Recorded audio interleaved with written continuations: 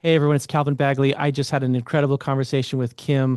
I think you'll really enjoy it. I hope that you'll watch. We talk about everything from my childhood, my book, the incredible arc of my story, as well as some business things, entrepreneurship, etc. So please join in. It'll be a lot of fun.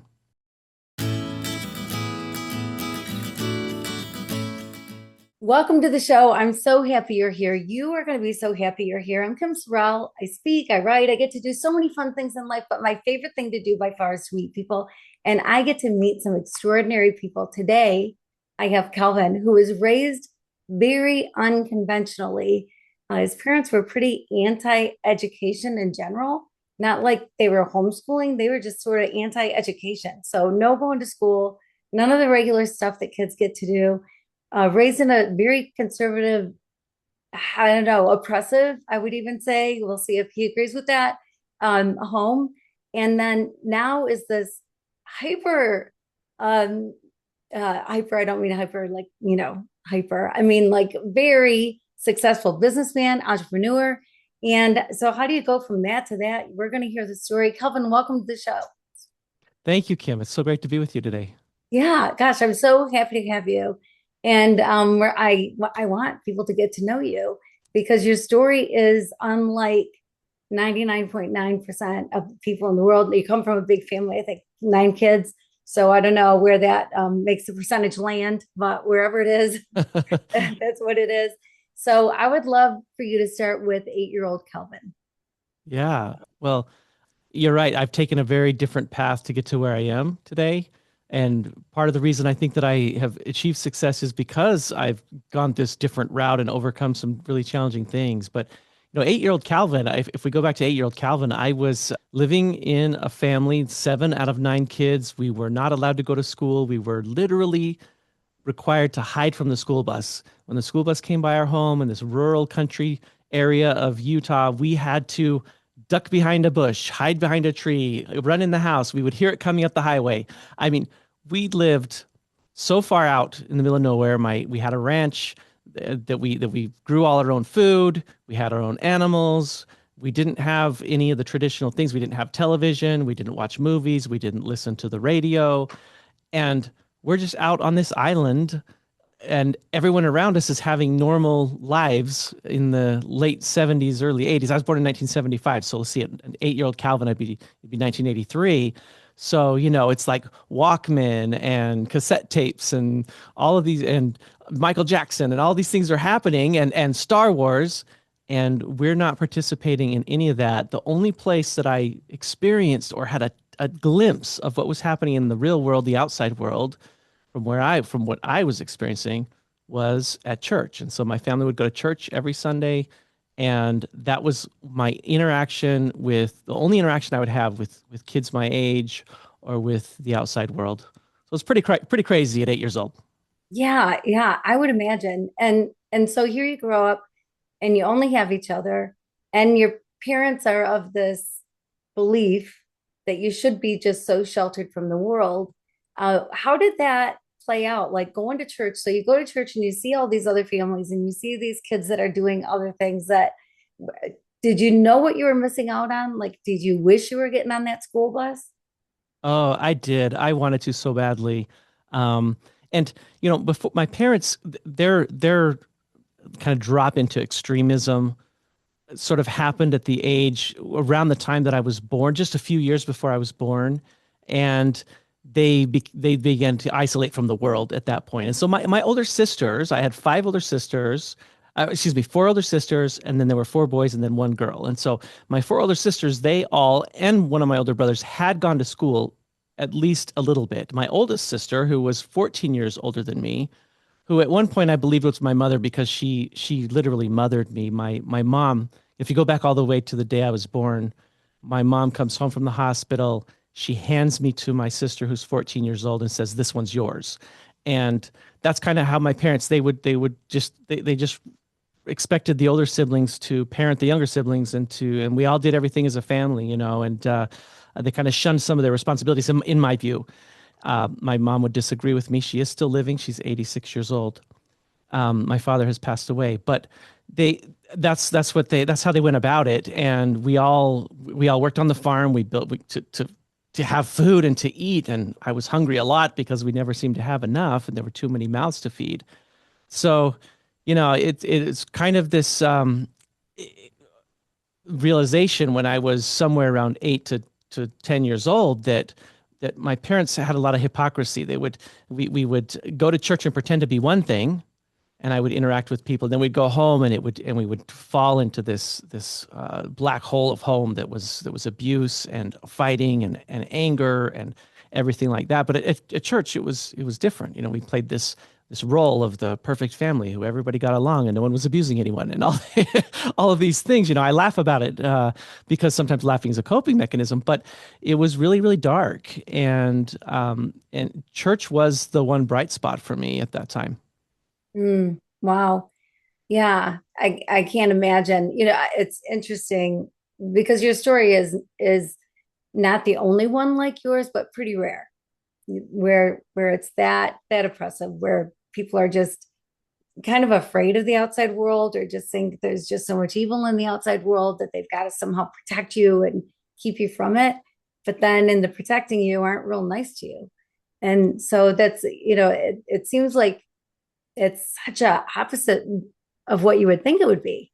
Because if they were truly protecting you because they loved you so much, they just are afraid these other things are going to hurt you, that they would be so kind and compassionate toward you. But then the opposite was true, which I don't even know how that plays out in your mind, Calvin. Yeah, if I look back on it, I realize that there's this extreme narcissism that we're doing it right and everyone else is doing it wrong. And there's almost this very, people think that pride is something that comes from oftentimes, not everyone, but people think pride is something that you have if you're rich and you're successful and what have you. But there can be incredible pride in poverty. And that's where we were. My parents had incredible pride in the fact that they were doing it right and everyone else was doing it wrong. Even church, we would go to church, we would learn about love and Jesus and everything like that, and then we would come home and my parents would correct the things that we had learned at church. They would tell me that my primary teacher was a sinner and that she didn't do it right, and that they layered on all these rules that they thought were better than everyone else. Like, it wasn't enough that my parents didn't drink alcohol. We also were not allowed to eat chocolate or meat. No red meat, no pork. Pork was an unclean meat. No bacon or anything like that. Very little milk or cheese or anything. We just ate vegetables, which, to this day I'm very skinny. I think I had a hard time building any sort of muscle mass as a kid, and I've struggled with that a little bit as an adult. So they layered on these beliefs to try to almost prove that they were better. And so I was raised at home that God was feared, and I was afraid. I never felt like I was good enough. I was afraid that there was no way I could ever please God or go to heaven because I could never do all the things to even please my parents. Wow. Yeah, that had to be so hard. What about the interaction with your brothers and sisters? What was that like? Like, were you all kind of best friends clinging to each other, or how did that play out? Not exactly how you'd expect, maybe what you would expect. It was a mix. It was a mix. There was a lot of fight because my parents. The hallmark of our home was my parents fighting, and the anger and throwing things at each other and breaking things and what have you. So that also played out with the kids. So sometimes we were clinging to each other, and other times we were ripping ourselves apart. But there were people that in my childhood, among my siblings that were for the rocks for me, the people that really held me together. Like my sister Cynthia, she was the oldest, and she was the one who my mother handed me to her. And the first several years of my life, I relied on her for everything. And because she's 14 years older than me, when she left home, I went through this incredible abandonment that I just was overwhelmed with sorrow. And I didn't understand why. I just thought I missed my mom would say things like, oh, you really loved your sister. That's really sweet. But inside, I had lost my mother. Then there's my fourth sister, Kate, who passed away 2 years ago. Love you, Kate. She taught me to read. When I was 7 years old, I wanted to learn to read. My mom said, yeah, I think you're about ready. We people from church would sometimes visit our home. And so my parents would it would make it look like we did school, but we weren't doing homeschool. I call it no school. We were just home, and we had to hide from the school bus, and then we would work, and we worked on the ranch, and we did all the things I was kind of shared with animals, food, everything, growing vegetables and what have you. And so in our living room, this little small, we lived in a very, very small home, 11 of us piled in this tiny home. And there was the alphabet across the top of the room. And I wanted to learn to read. And so I practiced the alphabet, but I didn't know which way it started. And so I actually started with Z. And I memorized the alphabet Z, Y, X, W, V, U, T, S, R, Q, P, O, N, M, L, K, J, I, H, G, F, E, D, C, B, A. And so when it was time to learn to read, my sister Kate who was the fourth of the siblings. She was a reader. She loved to read. Got in any book she could get her hands on, she would read. And she taught me to read using a phonics course that we had laying around the house. And she had to reteach me the alphabet. That's interesting. Yeah. So, wow. And how great that she did that, that she taught you how to read. And I'm so sorry for your loss, by the way, because Thank it had you. very hard to lose her. And so sorry about that. Thank And so you. yeah, so but to be admired, like go her. Like she didn't have to do that for you and she did that for you. Like that's amazing. And then Cynthia, yeah, I could see where it would feel like your mom has abandoned you, your mom has left. Did she leave and just kind of how often did you see her after she left the house?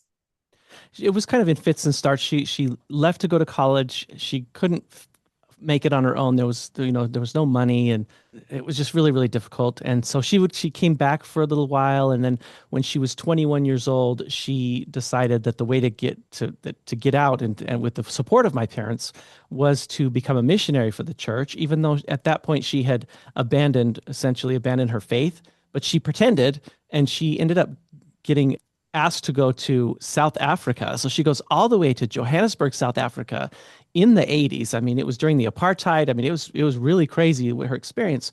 And while she was in South Africa, she officially, formally left the church while she was wearing the missionary name tag that you associate with the Mormon church. She was wearing the missionary name tag and had officially abandoned her faith and never returned to it. So that was when I was, probably I guess 14 years, I'd be like 7 years old at that point. And then she joined the military and I rarely saw her.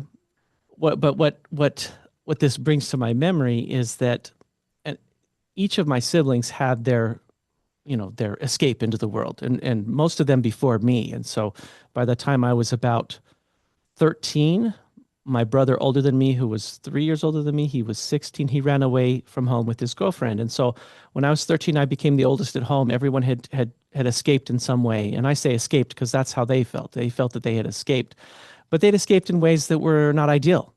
My brother ran away with his girlfriend, and he probably did better than everyone else. Some married men that were abusive and went into abusive relationships. All of them actually ended up in abusive relationships, except for Cynthia. And they did anything they could to get away from home. And also, well, almost without exception, abandoned their faith in God and their faith in Christ. And I watched this all play out as the seventh kid. And for me, I felt connected to God, and I felt that He was guiding me through. To them, they felt that God was part of the parents, and so they were throwing it all out. And I feel very blessed that they say that to someone is given to believe, and I was one of those people that I just felt better when I prayed. I felt better when I went to church, and so I held onto my faith even as I began to separate myself from my parents. Yeah, interesting. I can see where it could work either way.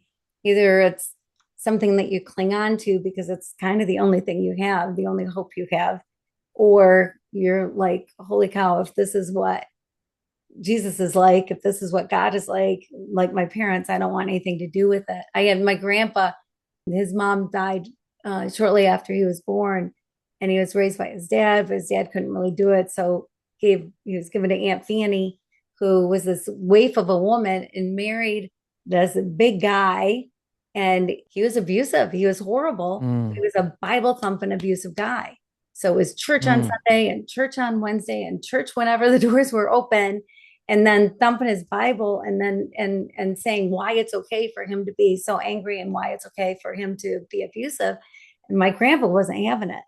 Like he's like, there's I don't want anything to do with God. And so I can totally see that. Fortunately, like when he was 50 or so, he was like, okay, I have to separate my uncle from God and realize that the way he was is not who God is. And, but there would be this big conflict in your head, especially an undeveloped mind. Like, as you're going through life and this is what you're seeing, it has to be so hard. You go to church and you hear God is love and you hear great things about Jesus and the wonderful things he did. And then you go home and see something completely different played out. I just can't even imagine how that would definitely mess with your head and Oh, let you walk away, yes. right? Yeah. Yeah. Yes, it really does. And my father, I think about my father when you tell that story because it's very similar. There were all kinds of ways that he disciplined us that involved hoses, willows, his hand, naked butt over knee spankings, just humiliating and abusive. And it was hard to because he would be so pious at church, and then he would come home and he would scream at God and fall on his knees in anger and ask God to strike him with lightning, and just screaming. And because we lived so far, I mean, our nearest neighbor was maybe a mile, and then one after that was 2 miles. I mean, we're literally out in the country at the foot of the mountains, the Uinta Mountains, in Utah, which is like the Wyoming Colorado border of Utah, way out there, and he and my mother could fight so loud that no one could hear them, and it just would get out of control, and it would always involve God. They would there was just so much, and even the lectures and everything that went along with it, they always involved God. And so it was like it, it was a religious abuse. It was tied to religion, and sometimes it's really hard. And so I don't fault my siblings for throwing the baby out with the bathwater, for saying I'm getting rid of all of this, but that didn't feel right to me. I felt connected to God. Yeah. Well, I'm glad you did. I'm sure you're glad that you did. Yeah, because it's got to be hard. That unfortunately the Bible is used as a weapon way too much and should never be used as a weapon. I mean that's not the purpose of it, and it's misread and misused, and a verse taken from here and a verse taken from there, and all of a sudden you're the worst sinner ever because Yeah, you ate a couple grapes or whatever it happens right. to be. Yeah, and it's It's the fault of the people who are imperfect, and so sometimes we connect the two together, and it's hard not to when you're subject to that type of faith abuse or religious abuse or whatever. But people are imperfect, and everything can be used as a weapon. We're here doing a podcast, and we're having this conversation, and but there are podcasts that also destroy faith or bring evil. So everything can be used for good and evil. yeah, yeah, so true. So true. So here you are, this kid who I'm sure you were anxious to get out of the house. So what was that transition like for you? And how old were you and how did that work?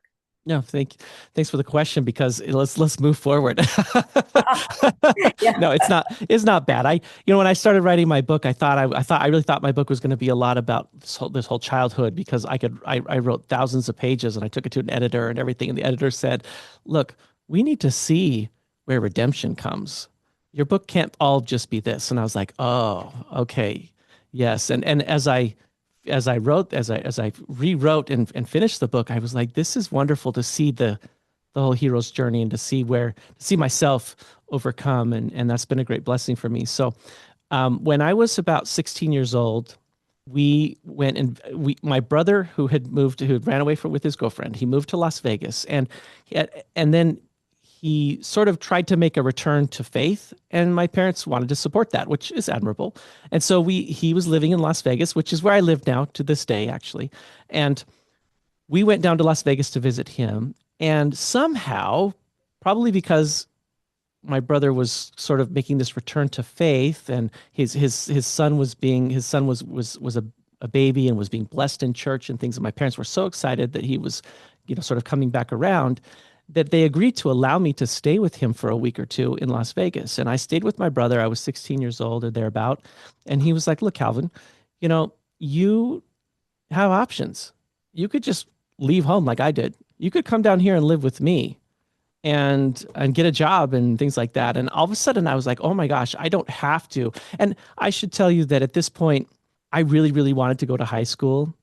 And I felt like my parents were softened enough from all of the rebellion of my older kids that maybe I could have forced it and made it happen at this point. 5 kids had all run away from home and done different things that my parents didn't approve of. But at this point, I was afraid because I realized I didn't know anything. I couldn't show up at high school. I didn't even know how to do multiplication and division on paper. So I knew that I didn't know anything. So my brother tells me this, and I thought, oh, you know what? I'm going to go home and I'm going to tell my parents that I'm going to do things my way now. And if they don't like it, I'm leaving like everybody else. I'll run away from home. I have a place to go. And so I came back home and I did that. And my parents, especially my mother, just cried and cried. She was sure that I was lost like every other kid. And I have to explain to you that this isn't in the typical, this is harsh, but this isn't in the typical parent way that you love your child and you're so worried for them. It's more in a narcissist way, like I'm gonna have to show up at church, and the people at church are gonna know that another of my kids isn't at church. You know what I mean? Like it's not in the typical like loving way. It's more in a narcissistic, oh, look what you're doing to me sort of a way. But I laid this down with my parents and I said, I am going to do things my way. And if you don't like it, I will go live with Jeff. And doing it my way means I'm going to get a job and I'm going to get a car and I'm going to go to church, but I'm going because I want to go to church, not because you want me to go to church and things like that. And I did this for a few years. And when I was 19 years old, I, I had decided that I wanted to go on a mission too and be a missionary for the church. And my mom along the way, she was like, well, are you even worthy? Are you sleeping with your girlfriend? Like she just was sure that I was doing all these terrible things. And I would say to her again, like I'm doing it my way. And so that type of freedom that I then had in those last 3 years that I was at home, I would have never had if my older siblings had not all rebelled, that they laid some groundwork for me to be able to do something like that. And so I appreciate what they went through. And when I was 19 years old, I received my paperwork from Salt Lake City that said, you have been called to serve a mission and represent Jesus Christ in Brazil. And I was so excited. And I said to my brother, oh my gosh, look, I'm going to Africa. Because I didn't even know where Brazil was. So that's how I left home, was going to serve a mission for the church. Wow. Wow. Wow. So your parents just kind of said, okay, if you stay home, you can do things your way like that. They had to take a lot of courage to tell your parents that, but knowing you had an out, I can understand what gave you the courage, I guess, to be able to do that. And then Africa, Brazil, you got to go to, which was way different than Utah. And because you didn't travel a lot as a kid either, right? Like No. you haven't seen the world, and all of a sudden you're going to go to South America, to Brazil.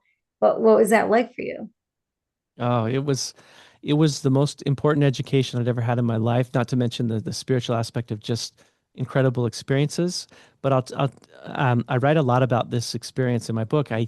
When I went to learn Portuguese at the training center for missionaries, I spent 2 months there learning Portuguese, and that was the first time I had ever experienced something kind of like a classroom. And it's not a traditional classroom, but you are in a classroom learning a language. And through learning Portuguese, I had to learn English. I had to learn what a verb was and what a noun was, and how to conjugate and how to form sentence and what sentence structure looks like, and how to put together a paragraph and things like that. Things I'd never done before in my life. I did during those 2 months, and then I went to Brazil and spent 2 years studying Portuguese and becoming very fluent at Portuguese, because you spend 2 full years immersed and living there. And that was the greatest education in English for me. In addition to that, while I was on my mission, I had incredible experiences that helped me to begin to realize what I'd hoped was always true, was that God loves you no matter what. And to sort of my faith began to move from this faith based in fear to faith based in love, and that God loves you no matter what. And the question isn't whether or not God loves you, but whether or not you love him in return. And that was kind of some of my big realizations that happened during those 2 years. Wow. Wow. That's huge. That's a huge shift. And one that you made, I guess, through your experience and through who you were with. Did you have some good mentors during that time that were with Yeah, you? Yeah. I did. Some of them were these young boys my age, young men my age, who challenged some of my thinking. And others were leaders, and some were just people. I had this one incredible experience where I was, as you know, I'm a missionary. If you've ever seen the Mormon missionaries, they call us Mormons, but it's the Church of Jesus Christ of Latter-day Saints. Some people don't realize. I just want to clarify. Some people don't realize when they say Mormon that we worship and believe in Christ. And so you see these Mormon missionaries with their little black name tags, and we're walking in this very poor area in one of the areas I served in Brazil, and it's like an open sewer favela. They call them favelas in Brazil. This slum with, you're walking down the road, and each side has open sewers, little houses, shanty town kind of place, and there were so many wonderful people of faith in these places because they clung to their faith in the harshest circumstances. And one of the things that was amazing to me in Brazil is that I found people that were in situations far worse, you would say, than what I was raised in, thinking that, I thought I had it hard, and yet they're happy and they have faith and family and things like that. So this was a great experience. But I'm walking down this road, and this woman comes rushing out to us, and she says, my son is very, very sick. I think he's going to die. You are priests. Will you please come bless my son? And so at the time, I had my companion, because there's always two of us together, was this young American who had been in Brazil for like a few weeks. So he was really struggling to understand what was going on. So it was kind of everything was on me. We go into this little one room shanty, and there's this child laying on a bed that looks like he's going to die. Just, I mean, he's just white as a sheet. You could feel like the thickness of death in the air is what it felt like to me. And we laid our hands on his head and we prayed over him and blessed him. And I was, of course, doing the speaking, and I just felt strongly that he would be healed. And so I blessed that he would be healed. And the woman thanked us so much, and we left. And the next day we came back because we wanted to see what had happened if this boy was okay. And we walk around these boys that are playing soccer in the street, because that's what every boy in Brazil is playing soccer in the street, and we get to the woman's house, and she comes out and she's beaming and she's so happy, and she's like, "Oh, thank you so much for coming, for coming when we needed you." And we're like, "How is your boy doing?" And she's like, "Why don't you ask him?" And she points out in the street, and we realize he's one of the boys playing soccer in the Wow. street. And and she cries and we cry, and I said to her, "Wow, that's amazing. Would you like to come to church with us sometime?" And she's like, "Oh, no, no, no. I have my own religion, but when I prayed, God sent you." And for me, it was this moment of realization that um it's God loves you, and he loves, and it's not about which church you're going to or what faith you have or things like that, but it's more about he loves you no matter what. And are you returning love to him? Are you returning love to your neighbor? He said, Christ said, love thy neighbor as thyself, which, by the way, in that commandment, it also says to love yourself. So love yourself, love your neighbor, love the Lord God, right? In the greatest commandments. And this was a real departure from what my parents had taught, which was, like, everyone isn't pleasing God. Everyone's doing it wrong. No one's, people are out there eating chocolate, that kind of craziness. And so these types of experiences untethered me from that childhood and began my separation from my parents' faith. Wow. Wow. What a moment. What an incredible moment. I want to cry thinking about that little boy playing in the street. Like it just had to hit you so deeply, obviously did hit you so deeply. And by the way, I'm glad you said that about Mormons, that you do believe in Jesus, you do believe in God. I think so many people misunderstand. I was raised Catholic, and then I went to an Assembly of God church, was this Holy Roland kind of thing. Then I went to non-denominational, and the good part about that is I feel like I'm comfortable in any church around the world, which is which is great because not everybody's comfortable in a Catholic church. But No. I've heard people say Mormons are not Christians, Catholics are not Christians, these, so and so is not Christians. And it's like, well, wait a minute, what makes a Christian? And we all believe it's the same Jesus. There might be little nuances here and there, but it's the same God. And so we're all in this together. There's not some separation that, oh, geez, if you're Mormon, if you're, whatever, you are not allowed in the kingdom of God, or you're not allowed to even talk about Jesus or whatever. Like there seems to be these extremes. And I love that you brought up the verse that they asked Jesus, what is the greatest commandment? How do we know we're sinning? There's 670 laws in the Old Testament, a woman's got to sleep in a tent a certain time of the month and all that crazy stuff, right? How do we know when we're sinning? And he said, really, it comes down to this, love God and love your neighbor as you love yourself. And if you follow that, that's really all you have to follow. And to understand that is really all you have to understand.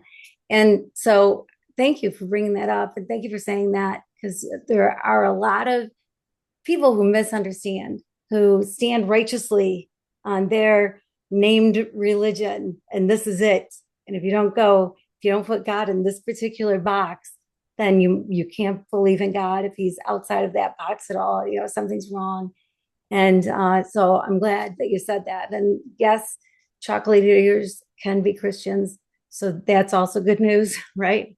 So yeah, I'm so glad that you shared that. And so so here you were. I mean, wow, that 2 years had to be so transformational for you. Oh, it really was. And, um, I want to just put an addition to what you just said and say that, this might be a little controversial, maybe, I don't know, for someone who really has strong beliefs, but I feel like that is where sometimes Satan creeps into Christian religions a little bit and tries to separate us. And we're just better if we stand together. And yeah, you know what? I worship God in Christ. And the way that my religion goes about it is different than the way that the Catholics or the non-denominationals or the Seventh Day Adventists or whoever. We all have our different way of worshiping, but we'd be better to stand united in our faith than be divided. And so I appreciate you saying that. Yeah, so that experience for me, though, on a personal level, in addition to my faith, it gave me exposure to these other young men who are getting ready to go to college and are planning to go on to big things in life. One of my companions, we call them missionary companions. One of my companions, he was he'd already been accepted to Stanford. He was Wow. from Arizona. He was pretty wealthy, and he was going to Stanford and everything. And I'm like, wow, that seems like out of reach. That's amazing. And then others, lots of them were going to BYU, the church school, and things like that. And I was like, I want that, but I am terrified. I don't even have a high school diploma. And Mhm. so I returned home from my mission to my little home in Utah with my parents, and my younger brother was following along. He goes on his mission. So now it's just me and my little sister. And by the way, my little sister's an angel. She has Down syndrome, and she's the Mhm. sweetest, loving thing. And so, I'm now at home with my parents, my little sister, and my by the way, amazingly, my younger brother also was called to go to South Africa, and he ends up going to Cape Town. So he spends 2 years in Cape Town. That's pretty cool. Mhm. And I realized I don't know anything, but I'm gonna do my best and start. So I went to a learning store, and I bought a GED preparation book, big thick book that to prepare you to take the GED exam and get your high school equivalency. I studied it for months, and then I went and took the test, and I passed. And I was beaming with pride. I- At this point, I was getting close to 22 years old, and I officially had a high school diploma. And I was only the second person in my family to ever have a high school diploma, of Wow. my siblings. So my sister Cynthia had a high school diploma, and I had a high school diploma. And I was so proud. And I remember I displayed it proudly. I told my parents what I'd accomplished, and my dad said, what do you need that for? You need a piece of paper to tell you that you're smart. Like, he was not supportive in any Mhm. way. And I'd come a long way. I realized I didn't need to. I wasn't going to rely on my parents for that kind of support. So then to get to college, I was like, well, I need to take a college entrance exam. At the time, ACT was the big exam. And so I prepped for that. I did the same thing, bought a book, spent 4 months or something prepping for the ACT exam. And I took that exam and it was so far over my head. I just bombed it. I mean, it was terrible. The only thing I did well on was English. Thanks to learning Portuguese. I did well in English, bombed everything else, science, math. Math was such a weak point for me. And I was just dejected. I didn't know what to do. I applied for the, like the community college that was in the area there. And even the community college said, we need some sort of transcript or, something for you to attend. And so I was like, I can't even get into college. And I was sharing this with my brother who lived in Las Vegas, Jeff, and I'm just about, it was a few weeks before I was turning 22. And he said, "Come to Las Vegas." He had remarried, and his wife, his second wife, was a registered nurse, an educated person, many years of schooling, and she was wonderful. Her name was Julie, and Julie was willing to help me. And so I picked up everything. My mother cried and cried as I left the home, like I'm going off to Las Vegas, and I moved to Las Vegas, and Julie helped me to learn math. She helped me to learn to learn a lot of the things that I was struggling with. And she also taught me how school worked. She explained to me how admissions work and how registration works and all these things I'd never experienced. And she helped me to get an appointment with a counselor at the University of Nevada, Las Vegas, UNLV. And so after working with Julie for many months, I went to the counselor at UNLV and I explained my whole story. I talked about how I grew up, in a nutshell, how I had no education, how I was no schooled, homeschooled, and how I'd learned Portuguese, went and lived in Brazil and had succeeded at that, and how I wanted to go to school. And she took pity on my situation and wanted to help me. And she said, "Here's what we'll do. You can attend college as a non-admitted student and you'll be auditing classes. You'll get grades, but they don't count towards a degree because you're just auditing. But if you get passing grades for 2 semesters, we will admit you into the university, and you can be an actual student. And then we will count those past grades towards a degree." And I did that, and that is how I got into college. And I succeeded with better than passing grades. Had very successful in my first classes. I studied so hard, and it was really difficult because I'd never been in a classroom before. But that is how I eventually made my way into college. Wow. Wow. Good for you. I mean, what grit and determination. And your life could have gone in so many different directions, but I love it that you had that determination, that you just were like, no, this is my life. I'm going to make my life what I want my life to be. So kudos to you. That's awesome and fantastic. There's a Thank lot you. of people. What do you say to people who maybe they have had stuff in their life that's been rough, that has brought them down, that their confidence has been shaken because of what they're told about themselves, or whatever it happens to be, and they become adults, and then they just think they're not able to do things. Like they just sort of blame their past in a way, and think that because this is the way they were, this is their past, then it's also their future. Do you ever run into people like that, or what would you say to somebody like that? Yeah, I would say that they're right because what you believe, you're right about. So if you believe that the past is what's keeping you from succeeding in the future, you're right. If you believe that the past is a springboard that can help you to be successful in the future, you're right. What you believe determines what it is. And so you have to, my opinion, if you change your frame of reference, and that will help you. If you look at what you've overcome and say, look how far I've come, that is a different phrase than look how the world keeps me down. And I don't know. I was blessed with some grit, but I'll tell you, I failed at a lot of things, and I'm still nervous. It's like, you know, I don't know. I say nervous, like it's like standing on the edge of a bungee jump and saying, here we go, let's go for it. Well, some people can't push themselves over the edge, and fortunately, at times that have really mattered, I've been able to do that, push myself to jump. And I tell you, I've made some spectacular failures, and I've made some incredible embarrassments. There's one point where I was on my mission, and someone was talking about something, and he was talking about the Holocaust, and I said the dumbest thing because I didn't know what the Holocaust was. I say dumbest thing. What I said was probably really offensive. I didn't know about the Holocaust. I didn't know about World War II. I didn't know things. So I have done some really, really embarrassing things and said some really ridiculous things, which drove me to say, no, I want to know. I want to learn. I don't want to be I don't want to be stupid. I don't want to not understand. But that's what I would say is that if you believe that your past is inhibiting you, then you're right. If you believe that your past is enabling you, then you're right. Mm, that's good. That's so good. So good. Yeah. And it's absolutely true. Because really there comes a point in everybody's life when you're just responsible for yourself and you can no longer blame your parents for things. And you can let it help you to really excel. I mean, some of the people who have gone to the highest levels in whatever people would think, the made the most money, the most successful businesses, whatever, come from backgrounds that aren't so pretty. But they decided this isn't going to be my life. And not only did they overcome, but they overachieved, like they wanted to go above and beyond. And so you're absolutely right. Whatever you believe, you're right.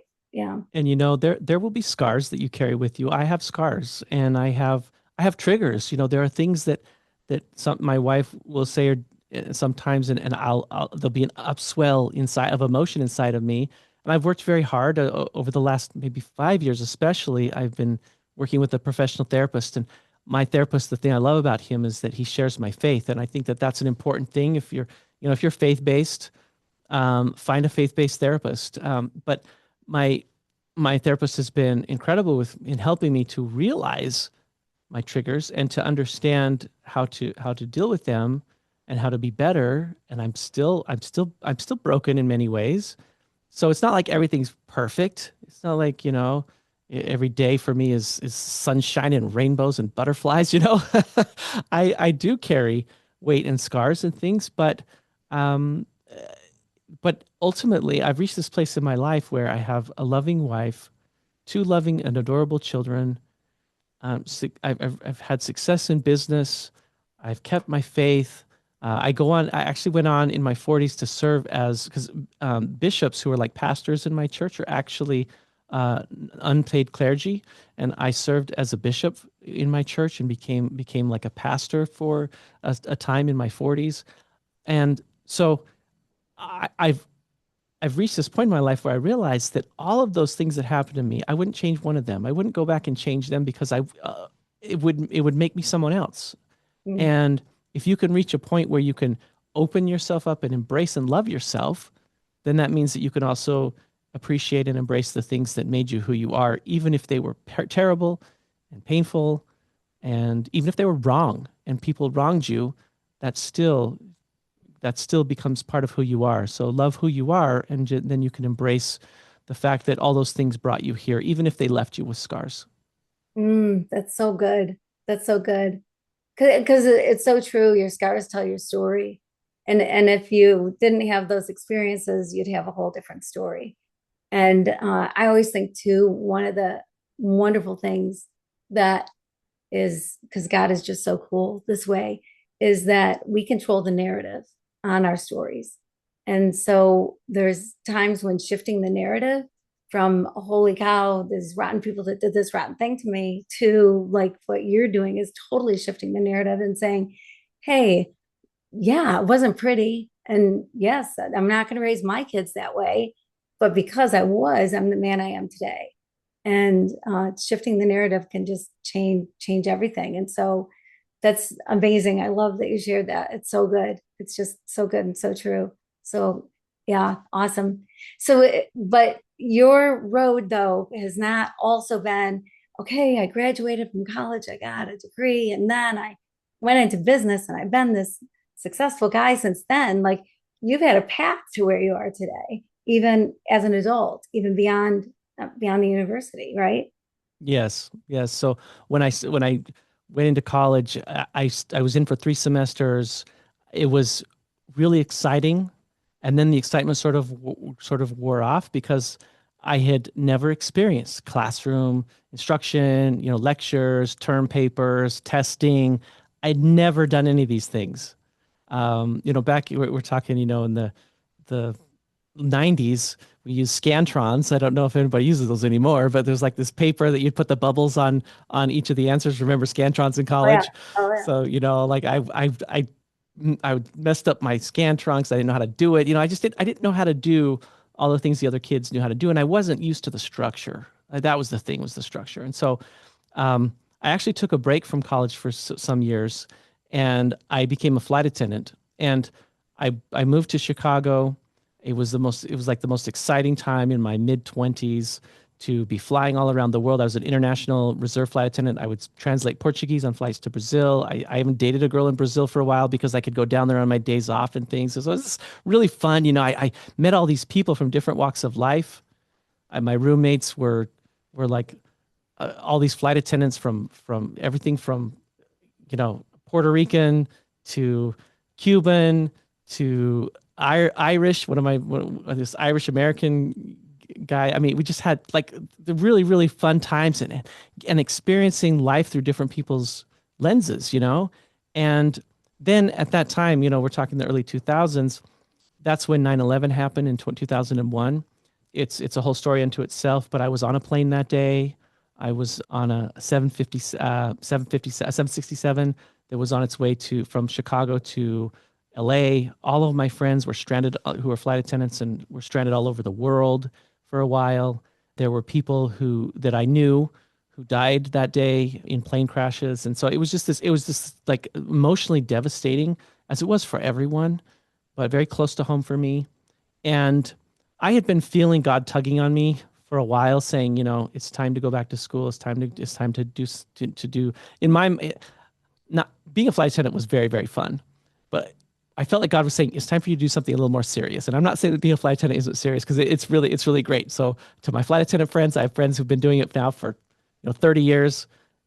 I'm jealous a little bit, and I love it. But for me, I felt God pulling me somewhere else. And so when 9/11 happened, that was a big shock. And that was a moment where it was like a catalyst moment for me to return to school. And so I left the airline, United. I went back to Las Vegas and I went full time to school. And that's when I would say I began to take life a little more seriously. I got a serious job working at a bank.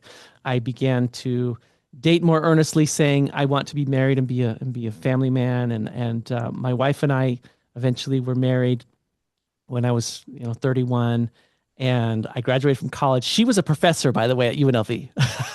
So she's super educated. She's teaching at UNLV. I was a branch manager for a bank. My tellers would leave at night and go take her class. And I actually needed her class to graduate, but I wasn't going to take it from her, of course. So I took it from somebody else. And I graduated after when we had been married for a couple of years. So it was this, wandering path. And then eventually I left the bank and began my own company in financial services and insurance, when just at the time that we were pregnant with my first son. So Wow, that's interesting timing. Because that's a yeah, time when you're like, I need all the stability I can get. Like I got a baby coming. Like I've got to know that the paychecks are going to come in and we're going to be okay. So that's not, I don't necessarily think typical timing for someone to go, you no, know what, I'm going out on my own. I'm going to do this myself. So, again, I mean, just, I don't know. I think sometimes you don't know what you don't know. yeah, Like I started my first business when I was 18, and I was just all gung ho. Like nothing could stop me.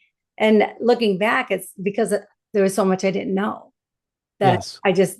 then you just do, right? Good thing you were naive, right? Good thing I was naive, 100%. Yes, absolutely.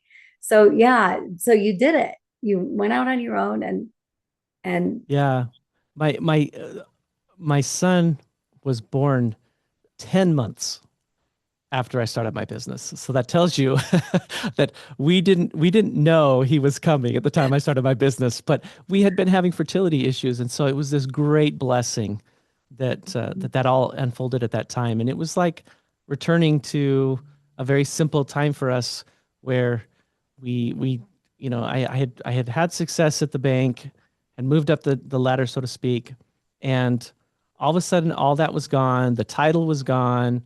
I was just one guy trying to figure it out. Now my wife's pregnant. Like it was kind of scary and exciting and sort of like a return to the beginning for us.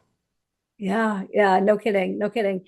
But I think, that's when then you have to do it.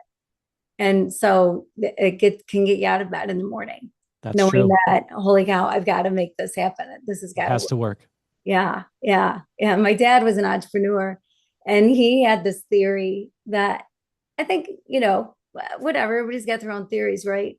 But like, he wanted me to have a car payment. He wanted me to buy a car to have a car payment because then I knew I had to be successful enough that I can pay my car payment and I can pay my mortgage and I can pay, whatever. Where a lot of people would say, "No, don't borrow money on a car," but his attitude was more, it's not about the car, it's not about money on the car, it's about the motivation to And make sure that you're responsibility. doing it and the responsibility. Absolutely. Yeah. Yeah. So, uh, yes. So your baby was just a little bit of motivation to make sure that you were doing it and you did it. How was entrepreneur life for you? Like, ups and downs or kind of a steady flow of just keep building, building, building? Because where you are today is way, way, way, way different than where you started. Oh yeah, the first 3 to 5 years was really difficult, very difficult. And because you've been in entrepreneurship, and others who've been in entrepreneurship understand this too. There's so much you don't understand.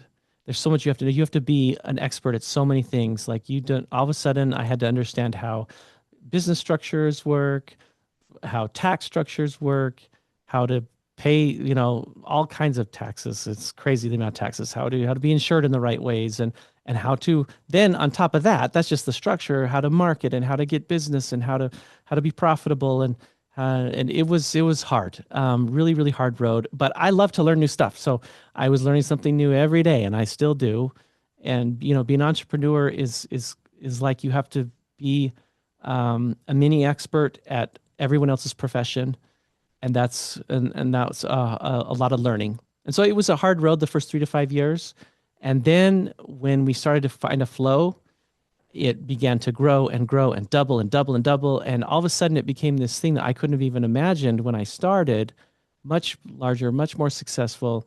And the thing that I say about entrepreneurship now is that this is a little selfish. I realize and I'm not comparing to other professions, but I think that entrepreneurship is a very noble cause. It's a noble profession, and I would even say one of the most noble professions. And that's not to take away from other professions, but the reason why I think being an entrepreneur is so noble is that you create opportunity for other people. And today there are hundreds of people who have been able to do things like send their kids to college and buy a home and buy that car and everything because of what I started. And it's amazing to see that other people have been able to fulfill their dreams off of my dream, and that now we provide a way for other people to have stability and make a living in their life.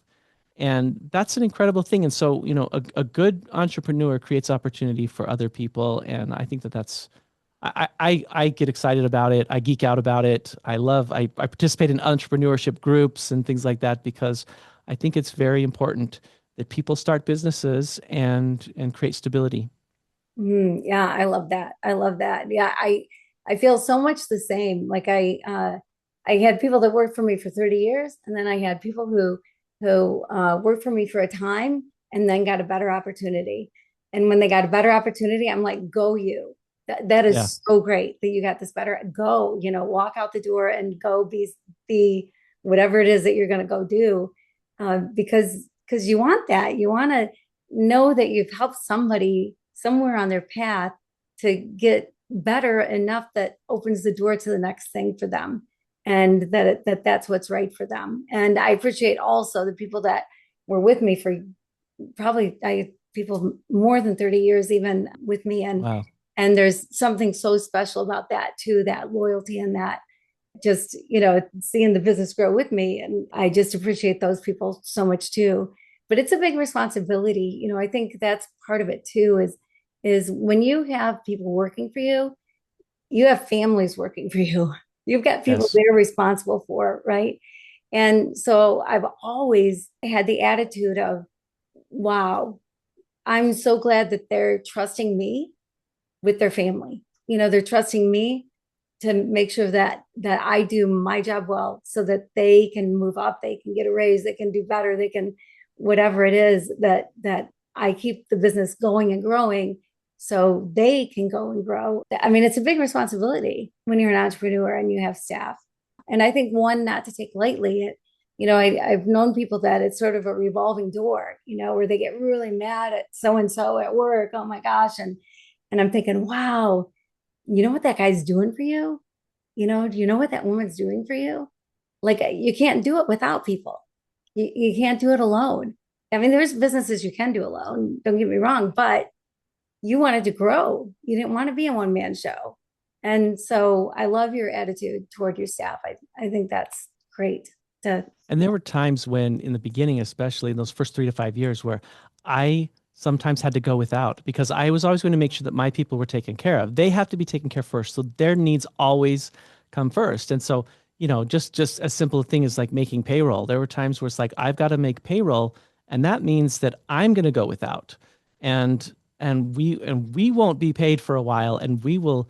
We by the time my company was very successful, and other entrepreneurs who are starting out, maybe my story isn't what you should hear because sometimes it doesn't work. But I spent everything I had. I put everything on the line. By the time we were really turning the corner and making profit and what have you, I had exhausted all of my savings. I had gone into debt. I was deep in a hole. It was everything I had put on the line.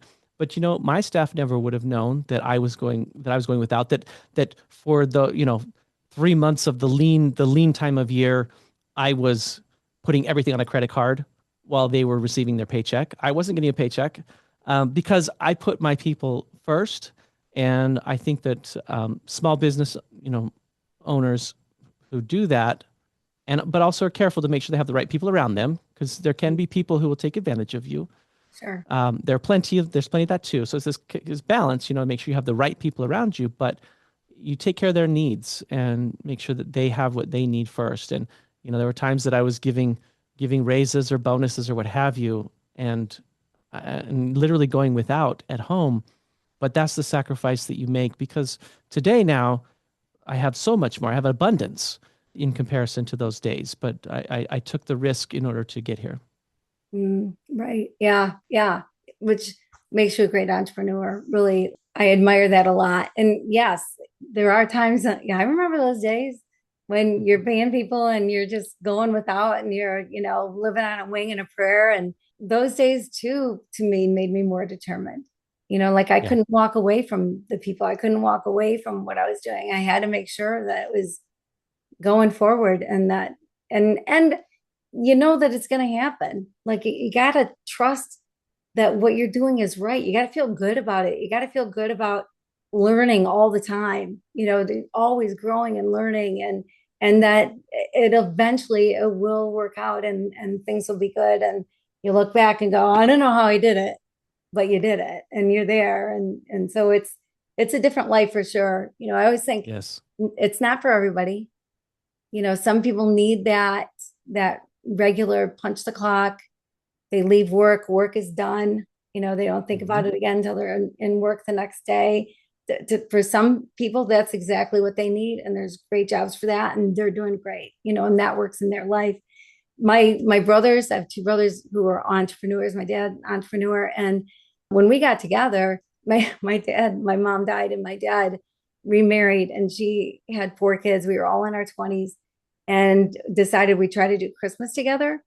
Well, so we did. We had, dinner and whatever, and it was fun. And I thought it was great. I had a good time, and I thought, well, this is going to work. We're going to be able to kind of put our families together, and we're all going to get along. This will be so nice.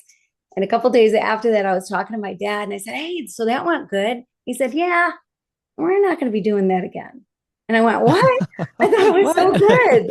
And he said, yeah, well, they think we're a little intense. And I'm like, intense? No, we're friendly and we're, whatever. We're Like, friendly I in get the it. most Yeah, strong way. exactly, exactly. And so we couldn't help but talk about business. Like to us, it was just normal Yeah. to talk about business. And for them, it was so abnormal. And not like we were talking about business. It just comes up. I mean, it just sort of Yeah. naturally comes up when you're all in it, when you're all doing whatever it is you're doing. And they so were not used to that. And so I think we were a little intense for them. And so that didn't quite, but Entrepreneurs are a breed, but we all need each other. I need those people in my life who are stable because I'm a little woo woo. I'm like out there looking at everything and learning all the time, and they need to sometimes they need to slow me down to say, hey, you're trying to move on too fast. We need to get this nailed down, and so we need each other.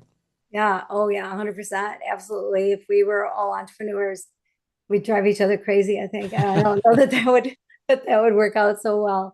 So here you are now today at this point where you have a couple kids. How old are your kids? My son is 13 and my daughter's 8.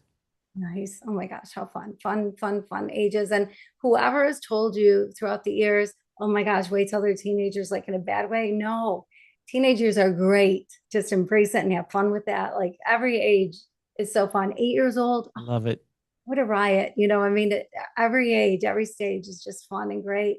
And then they become adults and you get to see what they choose and they choose to marry, what they choose to do. It's all good. It's all good. And again, I think it comes back to how you frame things in your mind, right? But yes, so no fear. Do not fear teenage Thank years. you. I Yes, need to hear yeah, that right now. yeah, for sure. And got to a point where the professor that you married now works in your business. Yes. So my wife Carissa runs operations for Nouveau Health, and she has over 30 employees who work for her on the service side, as well as overseeing many contractors and do sales and what have you. And that was, it was as the business began to grow, we've really done it together. Even though in the first few years she was doing it behind the scenes, but she's such an incredible person, interacts with people, is so friendly, so outgoing, and so competent in all these ways, so well rounded that it just made sense that she would not work for someone else, but would work together in the business. And so we have run the business together for many years. And then last year in 2025, I was turning 50 years old because I was born in 75. I was turning 50 in 2025, and my wife encouraged me to write my book and to write the memoir. And she'd been encouraging me for some time to do it, but it just felt like it was the right time. There were certain things that had happened that year.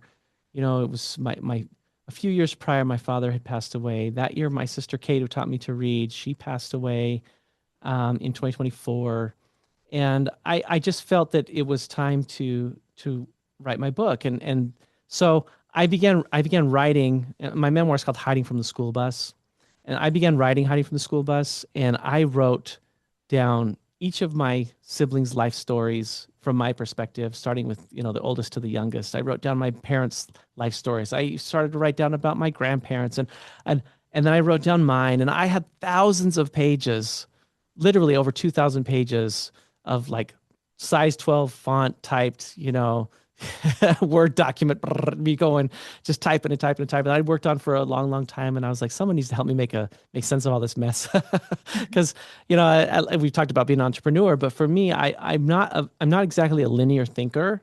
I see things more in a circle. I'm seeing what's happening all around me at the same time. And my mind jumps from here to there. If I had gone to school, I probably would have been one of those kids that was a little bit distracted, and what have you. So I don't think in a line. And so I had all this written out, and I worked with an incredible publisher, an editor, and we distilled it down to what it is today. But, I have to say about my book, it still is, it's not, sometimes people who are very linear say to me, oh, I loved it, and the writing is incredible, but I had a hard time following the line because you'll talk about this, and then you'll jump back to your childhood, and then you go to your future and what have you. And I'm like, well, welcome to my mind. Right. But Yeah. it was an incredible the capstone prior to the completion of the book was for my 50th birthday. My wife and I, with many friends, traveled to Antarctica to visit our seventh continent. I've been to all 50 states. I've been to six of the continents, and for my 50th birthday, we traveled to Antarctica. We take this excursion. We hike to the top of a hilltop in Antarctica. We're surrounded by penguins, Adelie penguins, and water and whales jumping out of the water everywhere, icebergs all over the place. I mean, it's just the most incredible. I was not prepared for how beautiful Antarctica would be. And I just had this incredible feeling of of arriving at this place in my life that just seemed so out of reach as a child. You know, when I was going back to that 8-year old, I had the best thing I could hope for at that time was maybe to live in, Salt Lake City or something, make it to the big city 4 or 5 hours away. Like I just had no idea that my life could have there'd be such an incredible journey, and I could do so many incredible things. And so that's kind of the end point of my memoir, is arriving at that place in Antarctica, having seen this whole journey. And it's not the end of my story, but it was a great place for me to bring my memoir to a close. But I feel like I still have so many chapters to write, and I look forward to so much more in my life. You know, being 50, I feel like I've got 50 more good years. So let's go. Yeah, yeah, no kidding. Maybe more than 50. Yeah, wow, that's so good. And the book is great. Where can people find the book and how can people contact you? And we didn't talk that much about what it is that you do in business. So if you want to throw that in and say Sure. who it is that needs to get a hold of you, I think I'm one of the people that needs to get a hold of you. So go ahead and whatever you want to say. I can't imagine that because there's, you don't look like you could be over 40, but there's, my business, primary business. I have multiple businesses in financial services. We do everything from helping people manage money assets to figuring out what to do with their health insurance and their Medicare insurance. But my largest and most successful company helps people with their Medicare insurance. So we help seniors who are 65 plus to figure out what is best for them when they're turning 65 and when they have Medicare, because people think when you have Medicare that you just get Medicare from the government and everything's good. But when you get Medicare, you have to do things. You have to get insurance to go with it. I tell people it's like buying a car. When you get a car, you have to get insurance.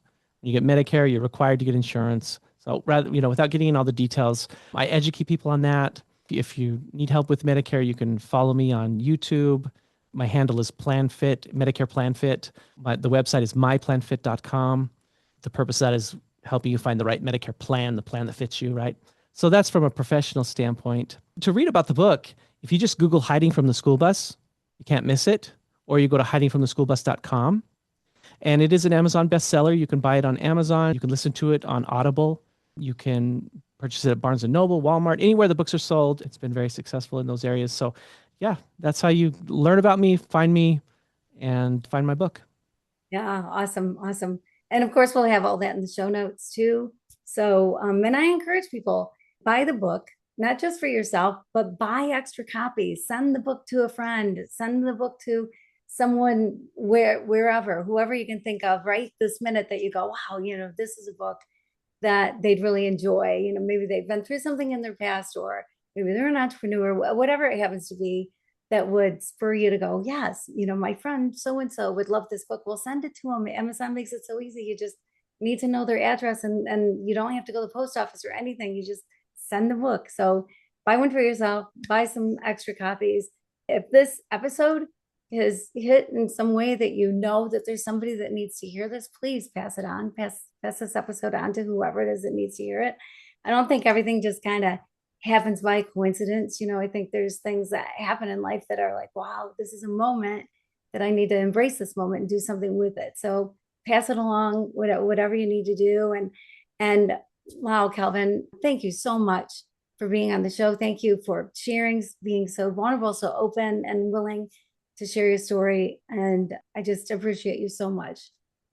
Thank you, Kim. This was really fun to have a conversation with you like this, and I hope that it touches somebody out there that needs to hear that, you can make good out of what's happened in your past.